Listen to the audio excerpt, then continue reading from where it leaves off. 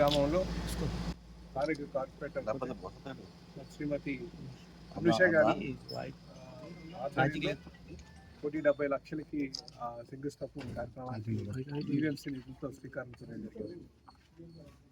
అది మేము అధికారంకి వచ్చిన తర్వాత సుమారు ఈ 21 నెలలు గాజువాక ప్రాంతంలో సుమారు 225 కోట్లతో అభివృద్ధి కార్యక్రమం చేపట్టడం జరిగిందండి.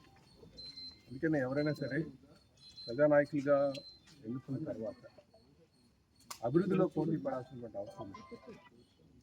ఎవరు కూడా పనులకు విఘాతం కలిగించేటట్టుగా రాజకీయ లక్ష్యాలు పెట్టుకొని విఘాతం కలిగించేటట్టుగా ఎవరు చేయకూడదు. ప్రజలు నిర్ణయిస్తారు రేపు ఏది ఎవరు ఏంటని చెప్పేసి. కనుక అభివృద్ధిలో అందరూ కూడా సహకారం అందించాలి, ముందుకు వెళ్ళాలని చెప్పేసి సందర్భంగా తెలియజేస్తారు.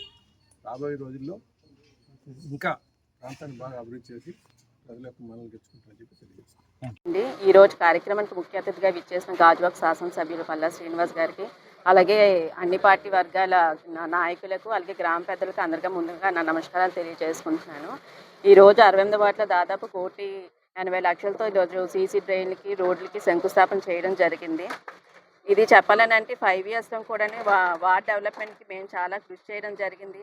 నాకు ముందుగా కార్పొరేట్గా నాకు అవకాశం వచ్చిందని అంటే కేవలం అది జగన్మోహన్ రెడ్డి గారు ఆ రోజు నాకు ఇచ్చిన అవకాశం అని చెప్పుకుంటాను. అలాగే నాకు మాజీ శాసనసభ్యులు తిప్పల నాగిరెడ్డి గారు, అలాగే ప్రజెంట్ మన గాజువాక శాసనసభ్యులు పల్లా శ్రీనివాస్ గారు అన్ని విధాలుగా నాకు సపోర్ట్ చేయడం జరిగింది. వార్డ్ డెవలప్మెంట్కి అన్ని విధాలుగా కూడా ప్రతిపక్షంలో ఉన్నానన్న ఆలోచన కూడా లేకుండాను నాకు అన్ని విధాలుగా ఏ టైంలో ఫోన్ చేసినా సరే ఎమ్మెల్యే గారు వెంటనే తక్షణమే స్పందిస్తూ వార్డ్ డెవలప్మెంట్ గురించి కౌన్సిల్లో మాట్లాడడం కానీ మాకైతే చాలా చక్కటి సపోర్ట్ అందించారు. అదేవిధంగాను మేయర్ గారు అవనియండి, ఇప్పుడు ప్రెజెంట్ ఉన్న పీలా శ్రీనివాస్ గారు కూడా మాకు చక్కటి సపోర్ట్ అందించారు.